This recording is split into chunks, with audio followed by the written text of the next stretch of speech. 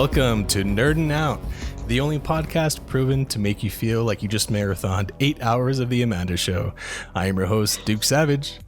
And I'm Ronan Hunter. And today we have a special guest, Samantha King. Samantha King is a freelance comic news writer at Screen Rant, has a current and riveting blog called The Real World According to Sam, and is a graduate of University of North Texas and good old UTEP here in El Paso. Yeah. Samantha, welcome to NerdNOut. Oh, thanks for having me, guys. How are you guys doing today? Doing pretty good. I mean, doing real good. I just got off March. a week. Yeah, I know. It's crazy. I mean, it's been 1 year since the world went to hell, and we're kind of trying to climb out of there. Slowly but surely. Seems like just yesterday I did my rant of the Hulk and how the MCU has massacred my boy. That was just yesterday. Oh yeah, was it? Oh man. So Sam, welcome to the show. We are very pleased to have you. So this is going to be the first of many, hopefully, interviews at NerdNOut, where we go ahead and interview local nerds that have contributed to nerd culture in some sort of way. So, Sam, did you want to go ahead and explain just like a little bit about yourself? Start off. Make me talk myself already. I'm a freelance comic news writer, and anything I say today is 100% my opinion and has nothing to do with the lovely people over at Screen Rant. Just get that in there before anybody gives me a call about that. Right. Gotta say, you guys make me feel a lot more important than I am. Jeez, contributing to nerd culture. Whoa, that elevated quick. Well, it's very true. It's very true. So, full disclosure, Sam and I actually went to high school together.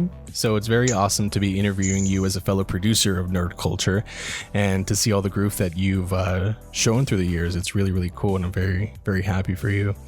Have you always lived in El Paso growing up as a kid?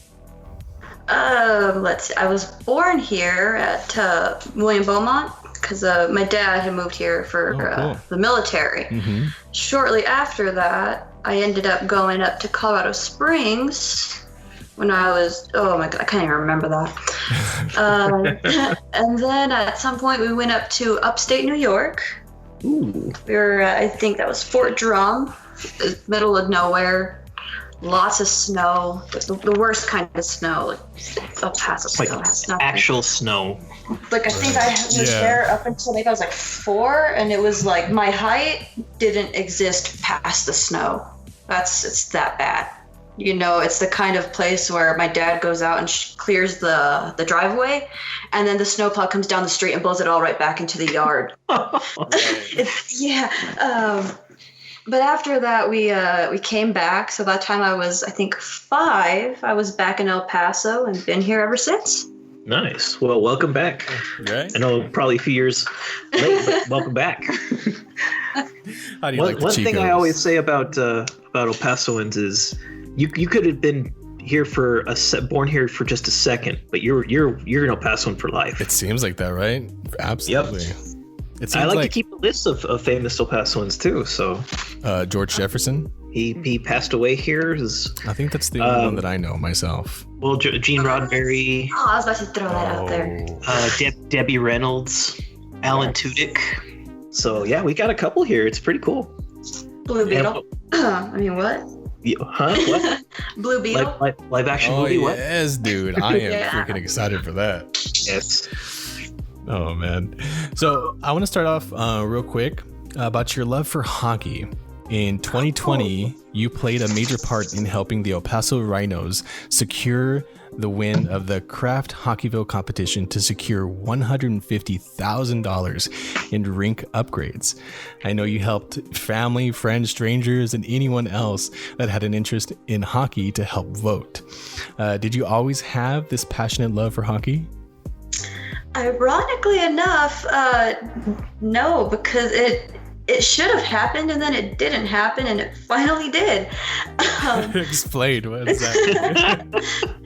Well, when I was up in Colorado, right, when I was, a baby, we were there at the time that the Colorado Avalanche had just moved to Colorado. They had been the Quebec Nordiques, and that very year they were relocated. So my parents actually watched the entire inaugural season of their team being there. We have like the VHS tape because they actually won the Stanley Cup their inaugural year. Oh, nice. But for some reason, like it just didn't take when we came back to El Paso. We had the Buzzards here, but I never got I remember to the Buzzards, huh? Yeah. I never got to go. And to this day, that still kind of bugs me because then, like, right after we got back, like, they closed soon after, and then hockey was just gone. And I didn't grow up with cable, so hockey games weren't always on, primetime TV here. I don't know the last time. No, you could say that again. Yeah, I mean, TV time goes for, the football and the baseball, and maybe every now and again there was the Stanley Cup Finals, but it was never a team I recognized. I think I saw the Blackhawks, but I wasn't into hockey then. My dad just had it on. Yeah. But I think it was my senior year of high school. I had gone up to Dallas with my family for some family business we had. And we went to a Dallas Stars game. So for me, that was my first hockey game, and it was my first NHL game. We got a great pack, very affordable, and we were way up high so you could see like the entire ice. We were playing the San Jose Sharks, which I remember because my parents would laugh because the first game they saw with the Avalanche, they also played the San Jose Sharks, and both times the Sharks lost, thankfully. After that, I loved it, and we came back and still didn't have cable, and the Stars, they only play on Fox Sports Southwest. So I would get on the computer and I'd listen to the radio feeds for the games when I was doing my homework, and I kept doing that in college. And then at one point we did get to go to a Rhinos game. They came here in 2005, but we hadn't been, and it wasn't really talked about much in the area. When I found out we even had a team, I was like, what? We have this? And my family, we went to the Thorn Cup final, which was originally the playoff championship game that they would have in their previous league because they joined a new one. So I saw them win the Thorn Cup, and then I was in a student organization, and we had to come up with some sort of social, and I was like, you know what, guys, we should go to the Rhinos. And they were like, who are the Rhinos? And I'm like, guys, it's hockey. And they're like, what? You're talking about hockey in the desert? And I was like, guys, I'm so serious. It's super affordable. Let's just go down there and we'll have a great time. I promise you, like, you're never gonna look back after that. So a couple of us went, and they had a blast. And I was like, I told you, it's so unexpected, but it's the best time. And ever since then, I loved it. And I've been really, really shooting out for my friends to check out the hockey here because it's second to none. The organization will tell you that. If you go onto YouTube and you see the videos of the fans that show up, man, it's a party. It's the party that only El Paso can throw. You guys know that, right? Yeah. Like, have you guys been to the Chihuahuas? Oh, yeah. Yeah. Like, you know how loud the fans get there, and it's just like, and there's music everywhere, and there's food, and everyone is just like, yeah! Even if they don't even care for the sports, they're just like, heck yeah. That's the Rhinos, but with a completely sold out barn. So you're telling me, like, it's the energy, right? It's the energy, the camaraderie, the sense of community that really does it for you. And you don't get that anywhere else. Like, the players themselves that have come down here, they come from all over the world, man. They've come from Czech. They've come from down from Canada, which, invented hockey. And they're like, at this level of play, it's the place to be. Other places they play at, they're like, there's nobody but families there, like their own families or their girlfriends or, whatever have you. It's just the people they know immediately. Right. Here, these guys sometimes come in not knowing anybody, and everyone's there screaming as though they've seen these guys grow up from being kids. You know, it's electric. Wow. It's El Paso in sports. It's a lot better than people would think. What do you think the El Paso Rhiners? Use your words. You know what? And it wouldn't be a NerdNOut podcast if I didn't do that. That is true. It's okay. The Duke Flub is a tradition at this point. What do you think the El Paso Rhinos could do differently to get more of like a fan base? Because from what you're saying, it's all the rage. But yet I don't see like El Paso Rhinos like jerseys like at the stores or like anywhere else. Am I just not looking in the right places? It's not that personally. For me, it's the local media. Because the Rhinos social media, they're active like crazy. And those guys, the players, they're out in the community all the time. I mean, I've seen them at the zoo tabling and handing out free tickets. Oh, wow. They've offered. Do they set up at the rhino pen? We don't have rhinos, but I'm sure if they did, they would. We're missing out. That's your next goal for the hockey team is to get a rhino for the zoo. I mean, we have a mascot and everything. Yeah. Like you still get Spike. I don't know if you guys have seen. He's great. And they've had free tickets for games at Krispy Kremes sometimes. I've picked up several of those. They've been at UTEP, and then they do charity fundraisers a lot. So they go out to the hospitals and they see the kids. Every year they do St. Baldrick's, which is every player, every coach, they shave their heads bald so that they can raise money for kids with cancer. Oh, that's cool. Wow. It's incredible. Like these guys do so much, and now we're Craft Hockeyville, which means we're like the place to be in the country. They're setting all kinds of records, and the local media barely covers them. Right. I know that they actually set a kind of like a record. They've done something that no other team in the United States has done before. They brought over the junior Mexican national team, because even Mexico has hockey, and they played an exhibition game here. Nice. For goodwill. And when NBC, like the national NBC, they came down to do a story on El Paso, and with the NHL and them, they actually provided some gear to the Mexican national team. And they have a partnership with the Rhinos, and it's huge.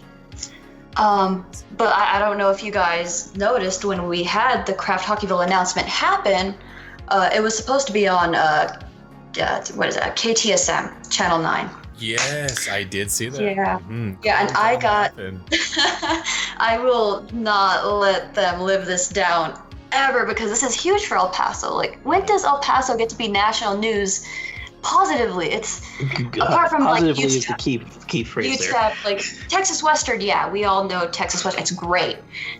But when we had the Craft Hockeyville announcement, I had my TV on. I was set to go. I was so excited.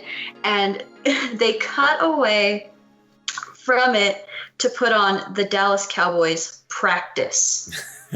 Like, it wasn't a game. We weren't in the middle of the season. It was a practice, and they didn't show all of El Paso the actual announcement that we were Craft Hockeyville. And I thought that was really ridiculous. And I wasn't even that big into hockey, right? But I mean, El Paso Pride, right? We got that pride going very well, and I'm like, what? That's weak, man. That's a weak sauce. I had to pull up, I think, NBCSN online. Now, my family has cable because we got it for hockey to finally start watching it. And I pulled it up. So thankfully, I had the backup version running. But oh man, if I had missed that, I would have been livid. I would have been so livid. Dude, I stayed up so late voting that night. Like, and so many people were doing the same thing, and we were going for hours on that vote-a-thon. Using those gaming skills, right, that you picked up? Yeah, yup, for sure. And they just blew it. I went and I ranted on their page, and I sent angry messages, and I think that one of the local sports broadcasters, he put up posts about it. It's ridiculous. And the reason El Paso doesn't know about how good our hockey is because our local outlets don't let people know. They just don't. Yeah. And it's absurd. Yeah, I'll attest to that because I remember the Buzzards, and then I remember not having a team for a while, and then like out of nowhere I noticed the Rhinos popped up, and I'm like, where's these guys been? And it's only recently that I started seeing billboards with the mascot on there advertising the team. Mm-hmm. So yeah, I agree. The media is not doing what they should be doing. I mean, they had 4 cups in the league that they were in previously. 4 of them. Over several different years. They're one of the most winning teams in our area right now. They had division championships longer. Yeah. Exactly. Well, I mean, the Chihuahuas too. The Chihuahuas are doing, I mean, they haven't won the full championships too much, but they're always at the top of the Pacific Coast Division, but they get no attention for it. And I mean, the drive that the organization has is amazing. I mean, the head coaches and the leaders of the organization, the Herman brothers, man, those guys are a blessing to this area. They had played with the Buzzards and then left because they were from Canada, but then they came back and they started all of this just because they love the game. And now it's grown so huge and most of El Paso doesn't even know about it. It's so frustrating for me because those guys, those players, they play their hearts out every night, and that local media. Well, hopefully this year, after everybody gets their vaccines and we drop the cases, and hopefully we can get to some sort of sense of normality. Yeah. What is a typical season like for the Rhinos? Oh, the typical is.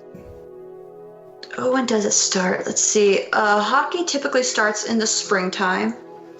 It actually starts in the fall and runs until spring. My mistake. Sorry about that. Right on, then we should be set. Yeah, about October or so is usually when hockey as a whole starts running. And depending on the leagues, they usually run till about May or June if you're like big league, and sometimes just before that if you're in the lower juniors. Nice. Something to look forward to then. Yep, that, and hopefully the UTEP hockey team gets to get some playing time in too. See, that's another thing. I didn't realize UTEP had a hockey team. Yeah, they do. They even made their own conference. I mean, honestly, I could talk about this all day long. Local sports, I could talk about all day long. I know way more than a nerd should about sports. That's hilarious. You mentioned you got a lot of your voting skills from playing the game, from playing some games. Oh yeah. And Duke was telling me that it came from your Game Boy era. So what game from those would you like to go back and experience? And maybe not just Game Boy, but any game in particular. Do you want to go back and experience like for the first time again? Oh man, the first time again. You know what? Definitely Pokemon. That's always been my number one. Which one was your first? It was red, blue, and yellow. So you started with Gen 1.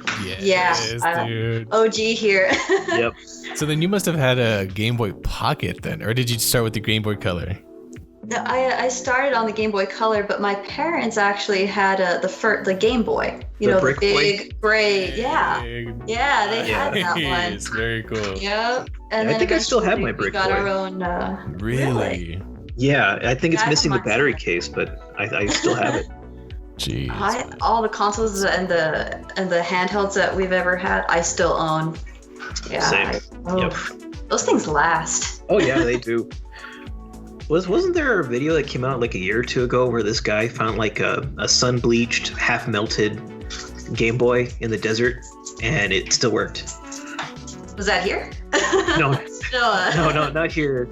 Oh man, you wouldn't know. Just someone left in their backyard and it just roasted. Yeah, right. Like the dot matrix screen was like burnt beyond repair, but you could see like little pixels of the Nintendo logo scroll down, and the sound still worked. Yeah, and they popped in a game, and it played. So that thing was built to last. The repairs on those are just so simple. You just have that special screwdriver, clean it out if you need to, order some parts from Amazon, and it's good to go. Nowadays, if your Nintendo Switch gets scratched or bumped in the wrong way, you got to send it in to Nintendo because no other screen repair shop can even touch it. Yep. Ugh, I hate that, man. Oh man, I'm about to go wrap mine in foam now hearing you say that. It's terrible. Hit the bubble wrap. That actually makes for a very good protective case. Yep. Not that I'm speaking from personal experience or anything. Just make sure that there's a vent because when you're playing Legend of Zelda, that can get pretty hot. Yeah. I spend way too many hours on Breath of the Wild, truth be told. Exactly. But can you really spend too many hours on that type of game just because it's so awesome? That's what it was designed for. Right? Minimum 200-hour gameplay. That's what got me to quarantine. Yeah. Oh man, that's awesome. That's cool. Let's jump over from games to comics because we got to cover the spectrum of nerd stuff here. When were you first introduced to comics? Oh my gosh. Geez, that is a lovely question. I guess my little pre-foray into comics would have been when I was probably 5 or 6.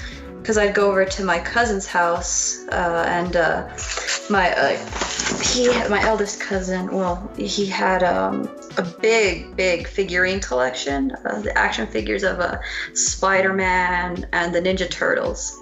Nice. So I mean that, oh man, he used to let me grab those and play with them, and it was like one of the best things, man. So after that, I got really hooked on Spider-Man. Nice. They're like, oh my gosh, Spider-Man is my number one in Marvel, hands down. So I used to watch a lot of like the animated series from the 90s. And then I used to watch a lot of, I don't know if you guys remember Kids WB.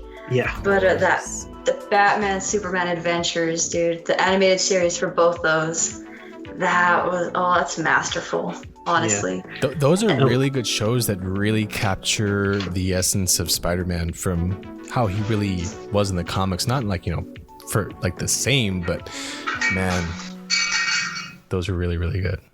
Yeah, the 90s superhero cartoons were groundbreaking. Oh yeah, because we had Batman animated series, which the art style and the voice acting took it on a whole other level. You had the miracle that was the X-Men cartoon. Because if you know the backstory to that, then you know they had to fight to get that on the air. Because even Stan Lee was against it. And when Papa Stan doesn't want Papa Stan. when Papa Stan. Yeah, because I don't know if you guys remember, if you ever saw, it was like late 80s. They tried to make another X-Men cartoon, and they only made the pilot episode called Pride of the X-Men, where Kitty Pryde is introduced to the X-Men, and it was entertaining, but it was like kind of cheesy and comical, kind of the way Stan originally wrote the comics, to be serious but to be very lighthearted too. And it didn't take on because of that tone. Like, they made Wolverine Australian. Like, they gave him an Australian accent. And like, okay. They pulled the Simpsons. They knew Hugh Jackman would come along eventually. Yeah, oh my gosh. Dude. I never thought of it like that. Wow. See, this is why we need to be talking to professional nerd writers, because they pick up on stuff like that. Hey, that's a good point right there. But yeah, even like Spider-Man used a lot of like computer animation for the cityscapes of him swinging through. They didn't age well, but it was really cool to see that integrated during a time where CGI was, in its infancy. And it's charming now that we look back at it. Yeah, like I still think Reboot is like the pinnacle of CGI cartoons. But going back to Spider-Man real quick, was that the first comic that you read, or was it a different comic that like you read that stood out to you? First comic I remember reading was, man, I don't even know what it was called. It was just one of those promotional specials that was put out, and it was for the military. I think it was like the Avengers or something, or like maybe it was a Captain. I think it had a bunch of different heroes. I think there was like Spider-Man in there. I think the Avengers Captain America. There were a lot of characters in there, and it was all about like a salute to the armed forces or something like that. And since my dad was military, it was like, wow. It was like, these superheroes are saving the day, and they can still call out to the little guy. And I was like, man, that's crazy. And it just, it's real nice. And after that, I had to get more. So whenever I'd go down to the public library, I'd always be like, oh, do they have any new graphic novels? And I'd go and I'd run and I'd pick up just whatever they had. I didn't know what the heck a reading order was at the time, and I certainly wasn't as nitpicky about following them. I think I picked up like an Unlimited X-Men at one point. And, oh, nice. Yeah, just whatever I could find. You just slapped me with a huge helping of nostalgia. I forgot that I would go to the El Paso Public Library so often and just freaking binge on all of those comics and graphic novels, and like you said, like it didn't matter, like it was never really the same, when you went back, and you just spent so many hours there. And God, that's childhood, man. That's so dude, cool. And the Northeast branch, man, they had the biggest selection of comics. I promise you, it's great. Like, I had a couple years ago, I was reading a Deadpool, and I was like, I gotta read it from the beginning. And the Richard Burgess, it had like Deadpool Classic, and it had all the different volumes of it, and it like takes you all the way from like the start, like the first appearance of the character, and you go up a few volumes, and they had everything. They had it up through the Duggan run, up through Way. Oh man, I binge read it like crazy. And if you go online into like the library system, they still have the biggest selection of comics. We were so lucky to be by that branch. Yeah, for me it was always going to the local comic shop, because there was one in the Northeast. Unfortunately, it closed a few years ago. The owner decided to retire, but just going down there and perusing the long boxes and the stuff she had on the table, like that was my first. Furs, where Furs used to be. Yes, yeah, that's the one. Oh man, that was Sunrise Games. I hadn't been to that one. Yeah. Actually, I had been to like All Star, and then that other one that's like over by the McDonald's or whatever, by the daycare. Yeah, that one's still there, I think. Yeah, those are the two that I had been to when I was out in the We need more of those Northeast. shops, man. You guys. Yeah. Right now, my go-to is Asylum, dude. Right now. Yeah, there's Asylum and Rebel Comics, but Yeah, Asylum right now is my go-to. Those guys they're so great. Yeah, I like how they do things there. They're super nice. there was one that kind of took over for Sunrise Games and Comics after she retired. It was around for like 2 years. And the guy that ran it had a really cool thing where every Saturday, if a kid would come in and they would read an issue, and if they were able to kind of like summarize the story for the issue, he would give them a discount on the comic, because he wanted kids to learn to read. And I was totally for that, because that's how I really picked up on reading, was through comic books and manga and graphic novels. So yeah, I when I hear another person gets into reading comics at a young age, it's cheesy, but it warms my heart, because I know that they started a lifelong passion with reading because of comics. And that's something, until very recently, because of how nerd culture has become so big in the last 10-15 years. Comics, when we were kids, they were strictly seen just for kids. They weren't a legitimate form of media. Yeah, exactly. Like what was it? It was the Sandman issue of Midsummer Night's Dream. It won an award, and like the day after it won an award, they changed the rules so that no other comic could win it again. So absurd. Because they were like, no, we can't be having stuff that isn't legitimate literature out there. I'm like, that's stupid. Wow. You know what? That sounded familiar, but I didn't know that was the... Is that still the case? I think so, because to my knowledge, no comic... Well, it has to be the case, right? Because no other comics have... No, it has won an award like that. And it like... Midsummer Night's Dream from Sandman didn't get it because of the art style. It was because of the writing. So, damn. I know. It's kind of the reason why I don't watch the Oscars anymore. it's all politics. That's all it is. Speaking of politics, how long have you been writing for Screen Rant? Awesome segue, right? Fabulous. My favorite kind of politics. Let's see. It's about 7 weeks now, I think.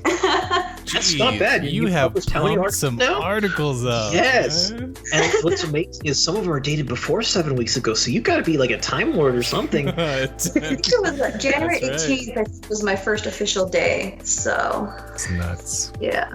How you like it? Oh, I love it, man. Yeah, I'm so surprised that I have this job right now. Like, oh man, it's fantastic. That's awesome. Yeah, you're one of those people that they get to do their hobby for a job kind of thing. Are you ever worried like you'll hit that point where it doesn't feel like a hobby anymore because it's part of your job? Because it's one thing I've seen a lot from like video game streamers and YouTubers like The Completionist, who their job is to play video games that they get burned out on it and they kind of hate playing video games in their free time. Do you ever worry that it's going to be like that with you and comics and stuff? I actually don't have that worry.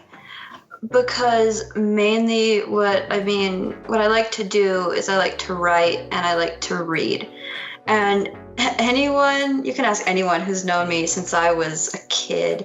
You could ask my teachers, my friends, and they will all tell you that pretty much my thing was always that I was always reading and I was always writing, and I always said I wanted to be a writer. And it was always just more so the question of how in the world do I do that? What do I write about? How do I get paid for that? Who in the world in their right mind is going to pay me to read things and talk about them? That's and my fear more so now, finally having somewhere it's like, hey, somebody is paying me to do that, is that I will somehow run out of something to say.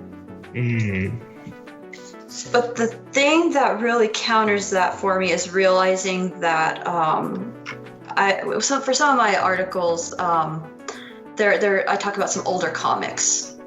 So the good thing for me is that I do like going back through, older things and older issues. And when things are older, people start tending to pay a little less attention to them unless they were really big. So when you find the smaller things, you can sometimes find that there's actually quite a bit to say about them, and people will be expecting them. So when you can keep going back, it's like just a world of possibilities opens up for you to talk about. And then like when Marvel and DC start putting out new movies and new shows, they start using more materials, they start, shifting around source material, and it gives you all new stuff to talk about while they're throwing out other comics at the same time. Right. It kind of like feeds itself. Yeah, I think a good, kind of a case in point thing for that would be WandaVision, because it's combining 3 older comic storylines, right? Right. Mm-hmm, mm-hmm. And then just recently, or I guess not recently anymore, but the biggest example of that would be Iron Man. I mean, before that movie, if you were to show a picture of Iron Man and say, hey, this is going to be like the next big superhero film, people would have laughed at you. Yeah. Like it's Iron true. Man, like how corny is that? Right. And so, man, I gush now whenever Jon Favreau does a project, because everything from Iron Man to Elf to Mandalorian, whatever he touches is gold, dude. So I love that, and I love that he was able to touch Iron Man, because in a way he kind of started this whole thing. So God bless. Yeah, he almost indirectly and directly birthed the MCU. And I mean, you look at the type of passion he brings to his work. He is literally bringing his childhood playing with his action figures to life. Yeah. He's like, you know what? I remember doing this with Iron Man and Warmonger, and they were doing this, and he converts it into a screenplay or a TV series. And he's like, cool, give it. Yeah, he's like an older version of all of us, but like with more street cred. There you Because of all That's his... true. Yeah, it's... Yep. and more money backing him up for it. You know, he's convinced somebody to pay him for playing with toys, basically, on a big screen. Yeah. Oh, So when you do start writing an article, what's the process for that? Do you like just kind of pick a topic that you want to talk about, or just like Screen Rant send you some ideas or stuff that they want you to talk about? Usually what happens is that we have a list of available titles, right, for articles. Mm-hmm. And then they'll give us like an idea of like what, you know, is like what the issue is and, you know, what the idea is behind the title. And you can pick it up and say, yeah, I'm going to claim this to write about, or you can do a pitch and you can say, you throw out a title and you throw out your summary for it. So like, I don't know if you guys have read them, but I have like the Big Hero 6 articles that have gone up. Those were my ideas. Nice. So I really loved Big Hero 6, and I already knew that they had like a Marvel connection. Mm-hmm. And I found the issues on Marvel Unlimited, because when I got this job, I was like, you know what? Now's finally the time to go ahead and splurge for myself and, you know, hook myself up with the comic subscriptions to Marvel and DC. So sometimes I go on there and I'll just find something random to read. And that's what I did with Big Hero 6. And I read the entire thing and I was like, this right here is something I want to talk about. And I threw it out there. And sometimes you get, you know, approved and sometimes you don't, because they're like, you know what? No, it's not really doing too well right now. Or, you know what? It's good, but it doesn't have, you know, enough behind it. And that's pretty much the process is, you know, you can pick stuff to write and, you know, send it on their way to see what they tell you, or you can pick something that's pre-done and say, yeah, I know enough about this to write that. And to your point, it's really, really awesome when you can go back in time and like connect the dots or pick something that is really a treasure that most people should know about. Because when you said Big Hero 6 and the Marvel connection, I would have never thought that. I thought those two were just like, you know, okay, yeah, we'll find whatever, that's cool. But it's not like everybody reads every single comic book out there ever. So it's really, really, really cool when you could like see these articles, be like, oh, hey, that's really interesting. You know, when you're writing, do like your personal feelings about a certain series get in the way of your writing?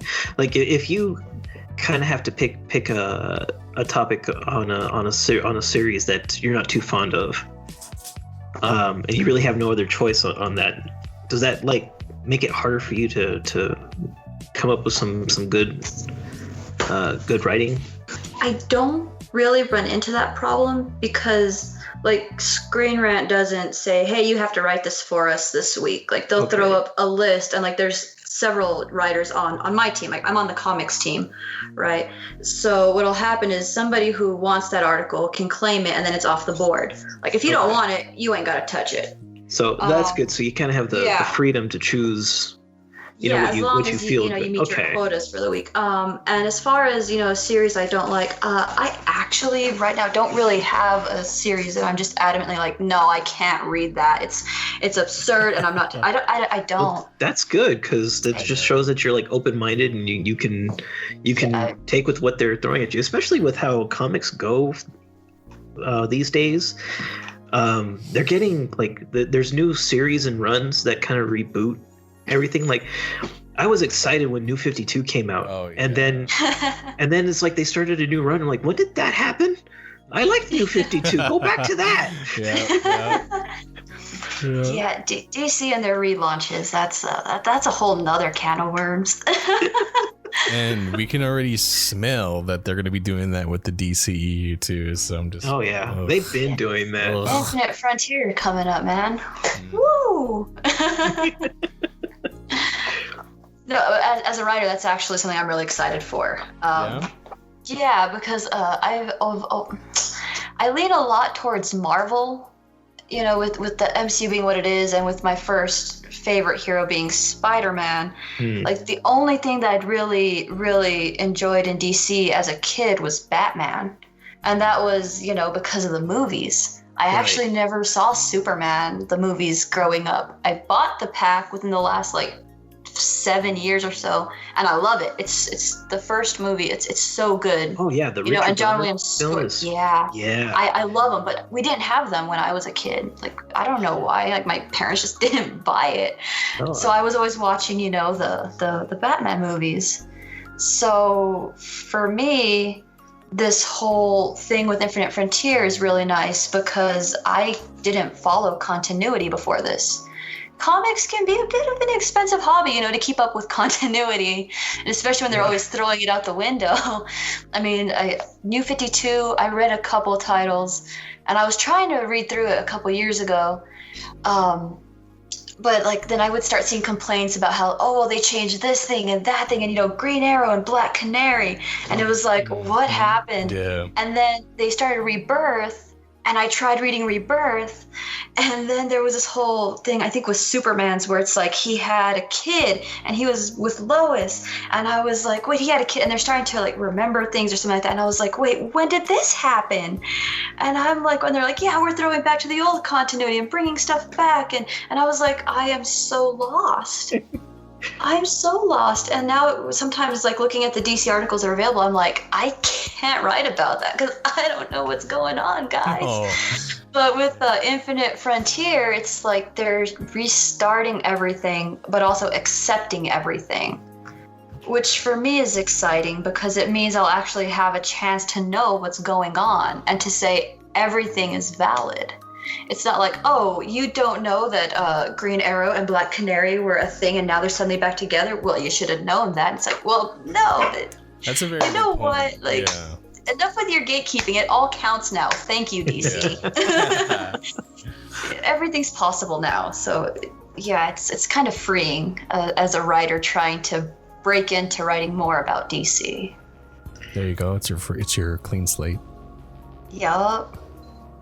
I guess that's a benefit to reboot. So I never saw it like that, but then again, I'm not a writer, so. Yeah, it's great because like I don't know if you saw the announcement, like they're doing a Batman 89, right? Didn't see that.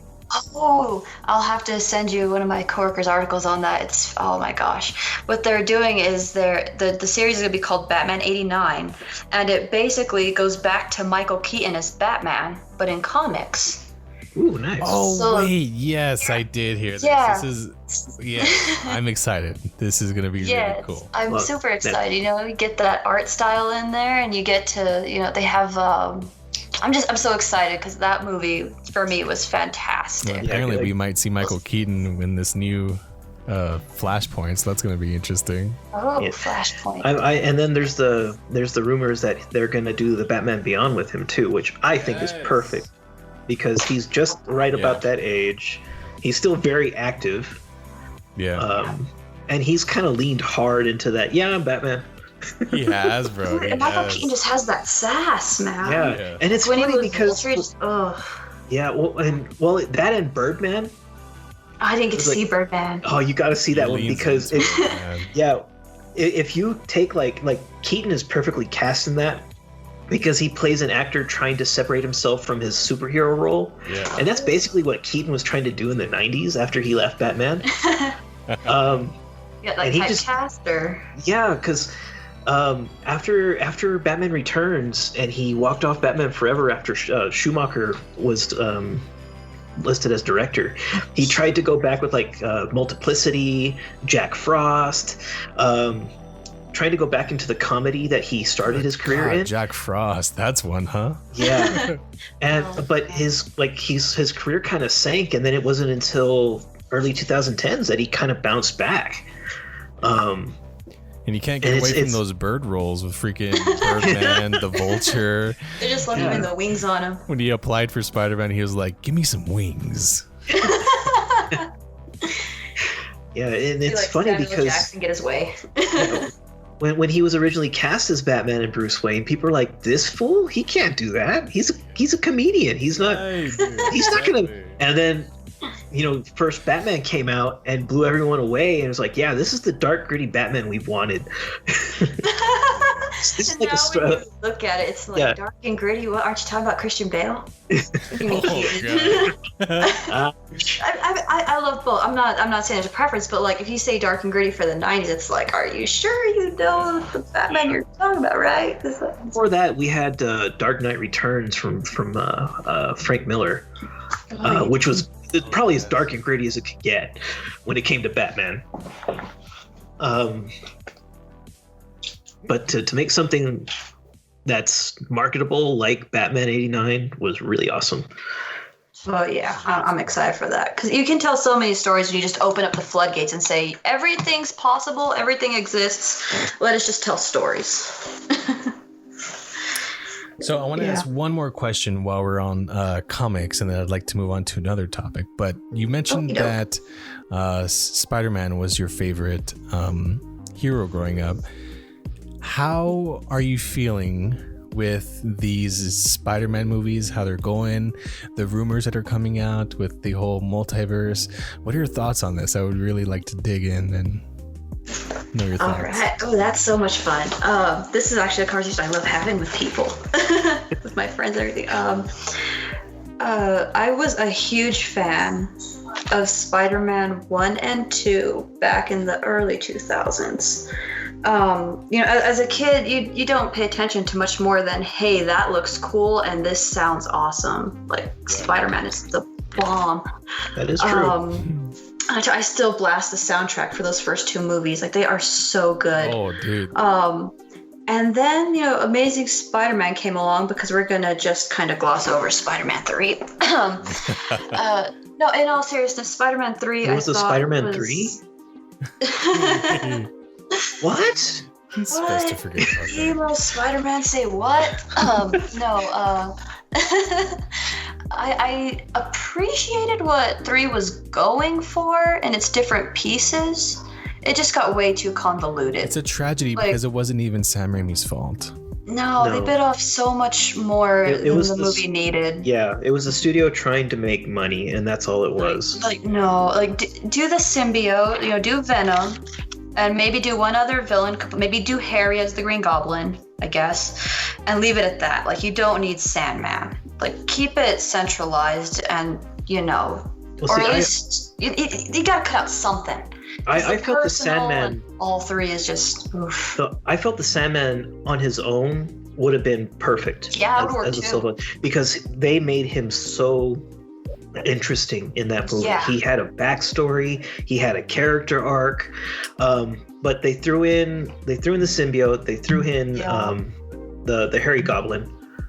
Yeah, which was not the fun part of that movie. They on the whole Uncle Ben thing, and I'm like, I don't like when movies do that. I don't like retcons, no.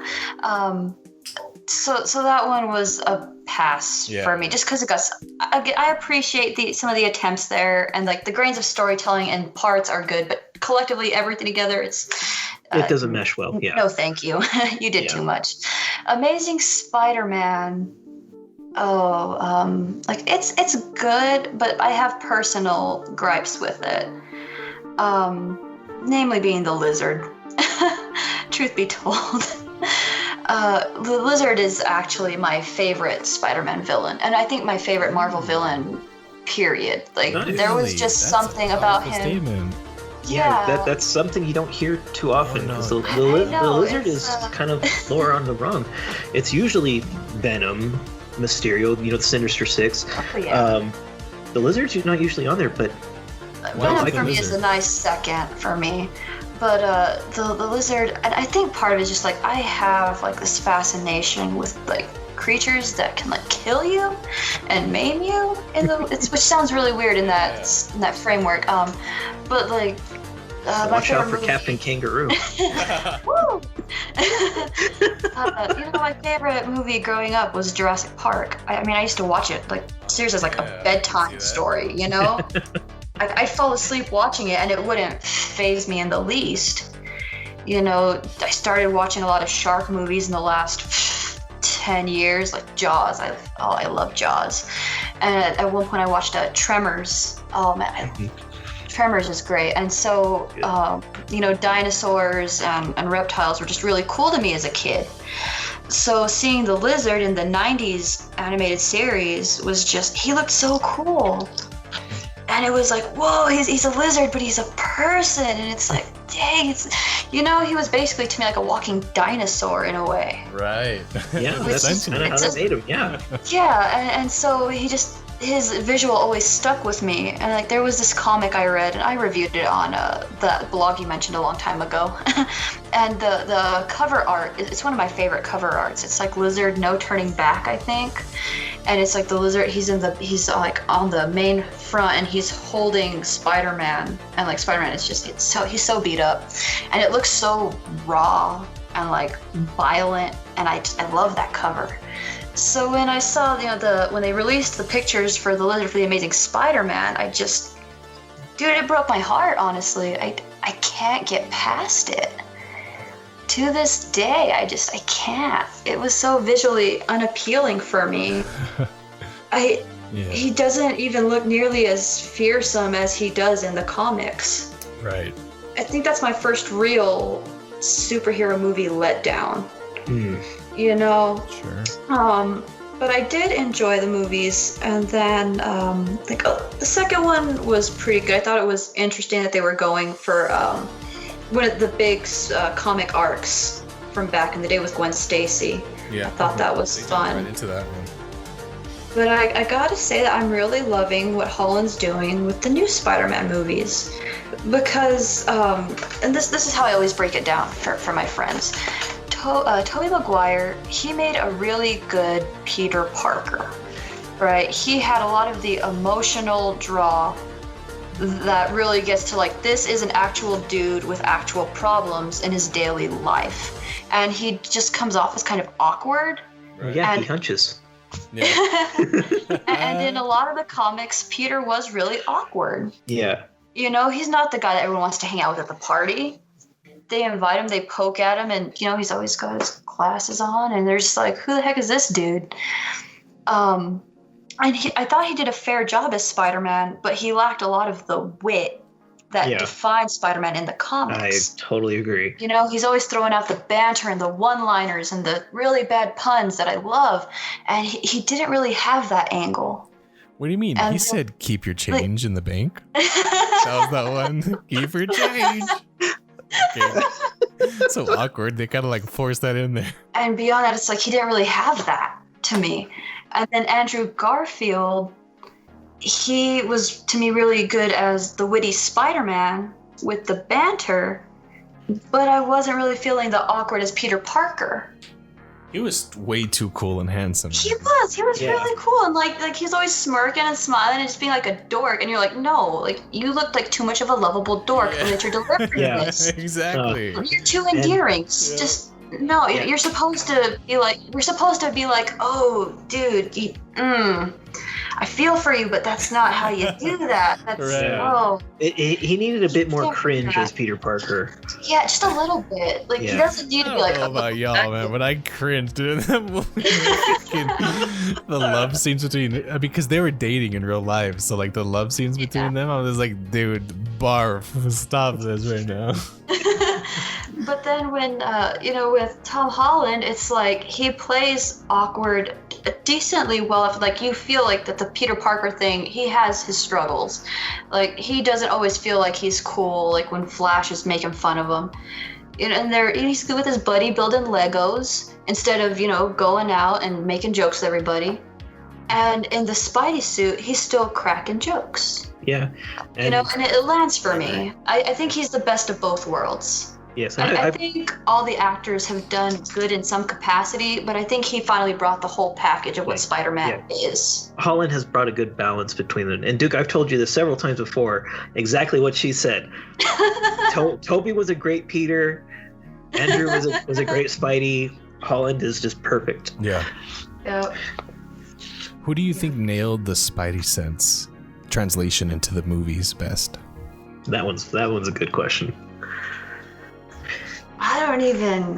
Oh, that's interesting. Because if I can think out loud while you ponder on that, a lot of people were like, Tom Holland, it doesn't have much of a Spidey sense.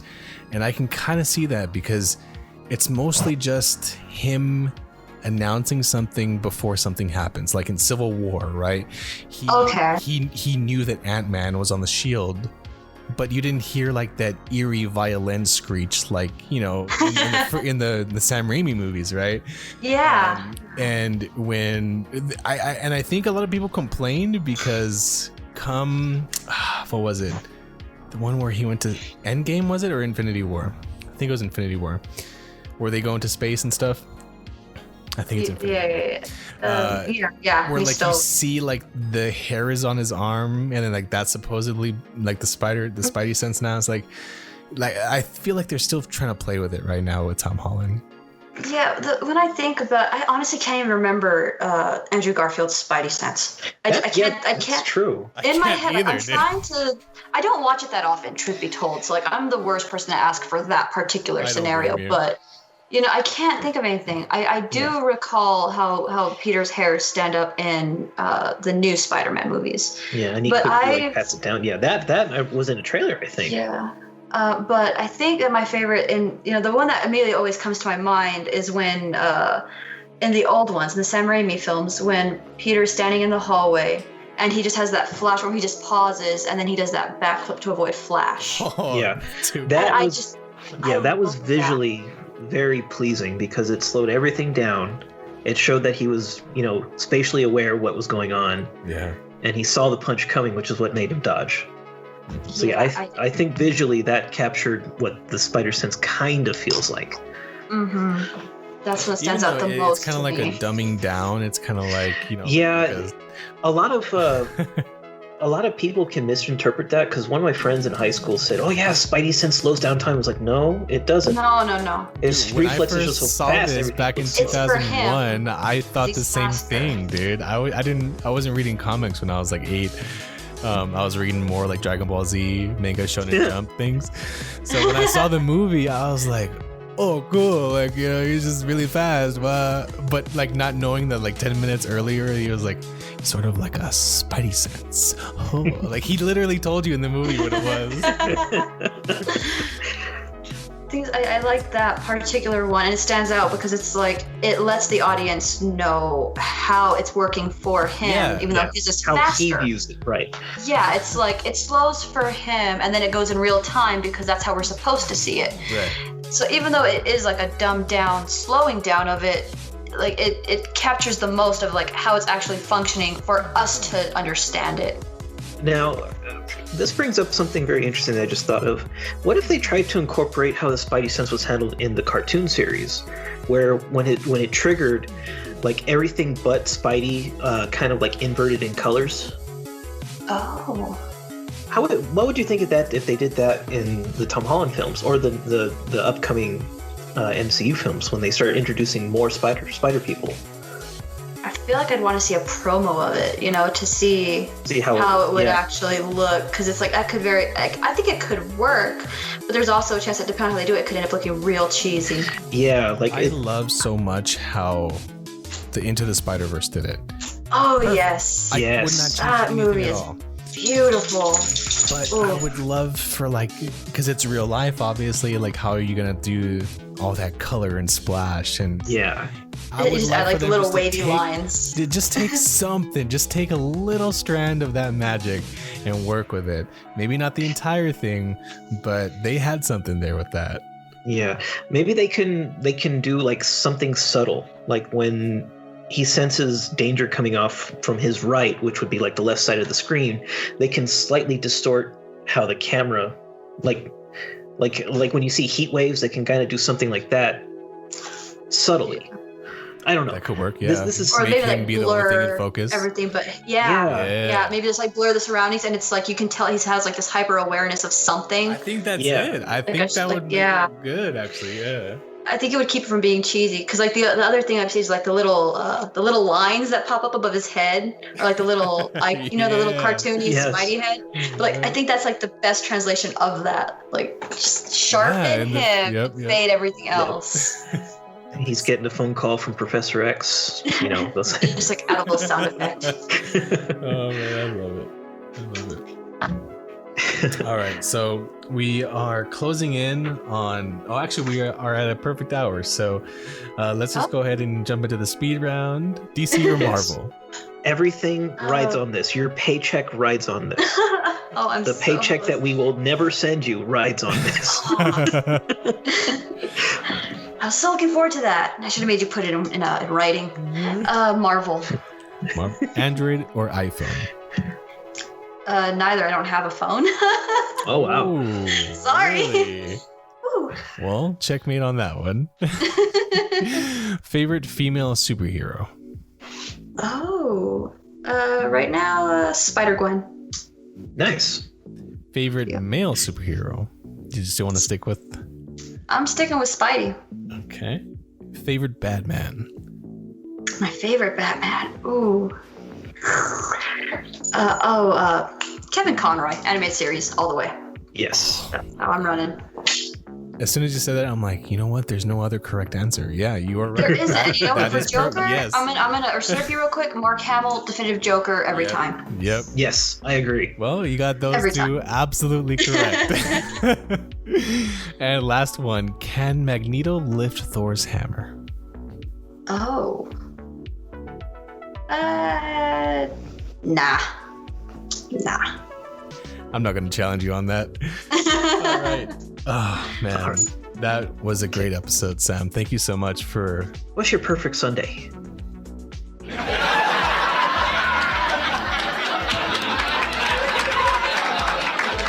Perfect Sunday?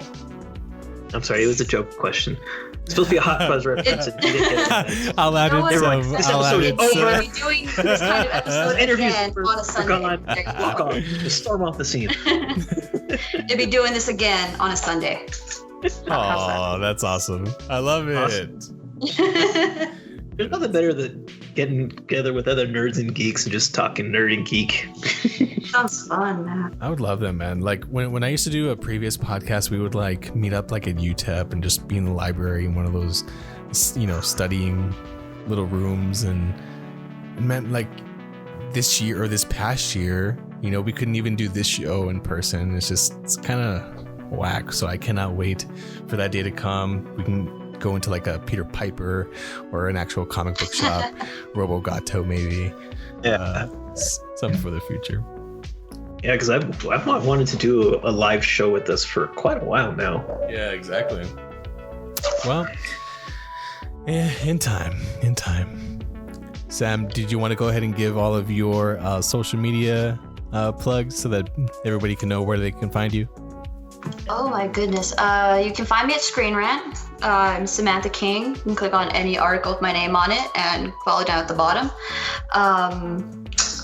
And you can check out my blog, The Real World According to Sam, at www.therealworldaccordingtosam.blogspot.com. That's pretty much all I got. All right. Well, we'll make sure to put some links to your blog and a couple of your articles on our Facebook page so our listeners can go ahead and check those out. Well, thank you. Appreciate that. All right. Anything that you'd like to end off with? I had something really witty. I can't remember it for the life of me. All right. Well, that's going to be it for us. Thank you guys so much for listening. Thank you for subscribing to the YouTube channel, liking the Facebook page. And I've been Duke Savage. I'm Ronan Hunter. Keep on nerding out. Thank you. Bye. Later, y'all.